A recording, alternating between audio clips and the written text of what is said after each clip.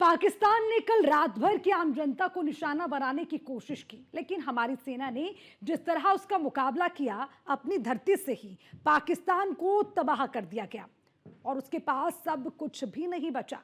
देखिए हमारी उस खास रिपोर्ट में।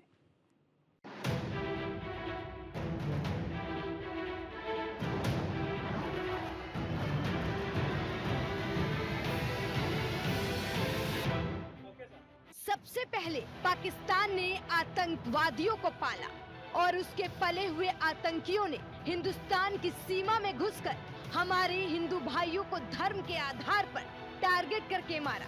जैसे ही हिंदू धर्म का असली अर्थ हमारी सेना ने ऑपरेशन सिंदूर से इन इस्लामिक आतंकियों को बताया तो ये पागल हो गए। भारतीय सेना ने सिर्फ आतंकी ठिकानों को पाकिस्तान में निशाना बनाया, लेकिन पाकिस्तान की सरकार और आर्मी को दर्द हुआ और इन लोगों ने हमारी जनता पर फिर से हमला करने की कोशिश की। 15 शहरों को निशाना बनाने की कोशिश की। 8 तारीख को बार बार 36 शहरों को टारगेट किया, लेकिन हमारी सेना ने अपनी ही धरती से पाकिस्तान के नापाक इरादों को फेल कर दिया। आज विदेश मंत्रालय ने प्रेस कॉन्फ्रेंस करके बताया कि भारत ने 400 पाकिस्तान के ड्रोन आसमान में ही फुस कर निशाना बनाने के इरादे से पूरी पश्चिमी सेना पर भारतीय वायु क्षेत्र का कई बार उल्लंघन किया।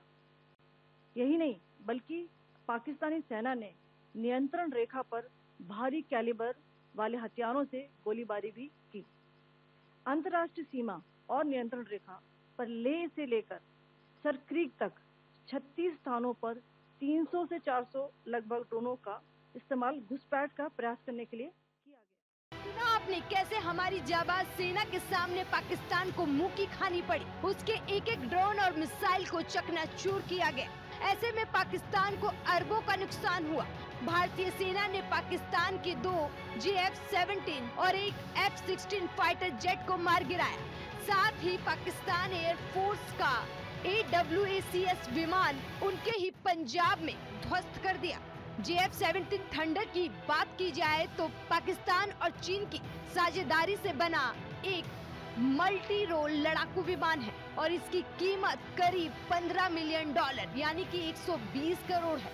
वही F-16 विमान अमेरिका की डिफेंस कंपनी जनरल डायनेमिक्स ने बनाया है। F-16 की कीमत इसके मॉडल पर निर्भर करती है। नए F-16 की कीमत 40 से 70 मिलियन डॉलर है, यानी कि 300 से 500 करोड़ रुपए।